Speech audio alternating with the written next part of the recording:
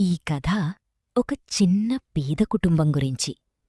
కాని వాళ్ల దగ్గర డబ్బు లేకపోయినా ప్రేమ మాత్రం అపారంగా ఉంది.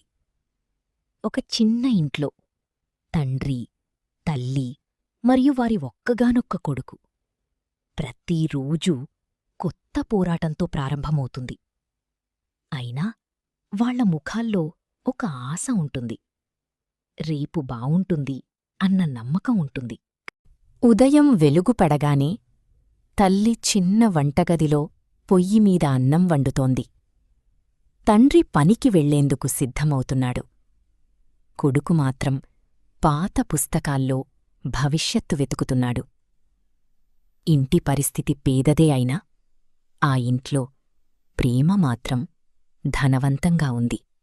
ఆ రోజు ఆహారం చాలా తక్కువగా ఉంది. కాని వాళ్ళు ముగ్గురూ కలిసి కూర్చుని తింటున్నారు. తండ్రి ముందు కొడుకుకిస్తాడు. తల్లి నవ్వుతూ చూస్తుంది. అది కేవలం భోజనం కాదు, అది ప్రేమతో పంచుకున్న జీవితం.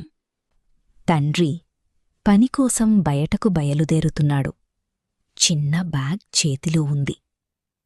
కొడుకు అతని చెయ్యి పట్టుకుని ఆపాలని చూస్తున్నాడు. తల్లి నిశ్శబ్దంగా చూస్తూ ఉంటుంది. కాని తండ్రి కళ్లలో ఒక మాట ఉంది. మీకోసం నేను తిరిగి వస్తాను. కొడుకు ఒంటరిగా కూర్చుని చదువుతున్నాడు. అతని కళ్లలో ఒక పెద్ద కల ఉంది. నేనొకరోజు మా కుటుంబాన్ని మార్చాలి అని అతని మనస్సు చెప్తోంది. తల్లి దూరం నుంచి చూసి గర్వపడుతోంది. తల్లి ఇంటి పనులు చేస్తోంది. చేతులు అలసిపోయినా ఆగదు. కొడుకు వచ్చి ఆమెకు సహాయం చేస్తాడు. అప్పుడామె ముఖంలో చిరునవ్వు వస్తోంది. నా బిడ్డే నా బలం అని ఆమె భావిస్తోంది. సాయంత్రం తండ్రి అలసిపోయి ఇంటికొస్తాడు. కాని అతన్ని చూసిన వెంటనే కొడుకు పరిగెత్తుకుంటూ వెళ్తాడు.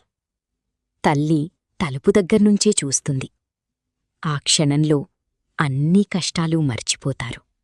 ముగ్గురూ కలిసి కూర్చుని మాట్లాడుతున్నారు. చిన్న విషయాలకే నవ్వుతున్నారు. తండ్రి తన రోజు గురించి చెబుతున్నాడు. తల్లి శ్రద్ధగా వింటుంది. కొడుకు ఆశగా చూస్తున్నాడు. ఆ ఇంట్లో సంతోషం చిన్నదైనా నిజమైనది. రాత్రి చాలా టైమయింది. కొడుకు ఇంకా చదువుతున్నాడు. తల్లి అతని భుజంపై చేయి వేస్తుంది. తండ్రి గర్వంగా చూస్తాడు. ఆ క్షణంలో ఒక నమ్మకం పెరుగుతుంది. మా కొడుకు ఒకరోజు మమ్మల్ని గర్వపడేలా చేస్తాడు.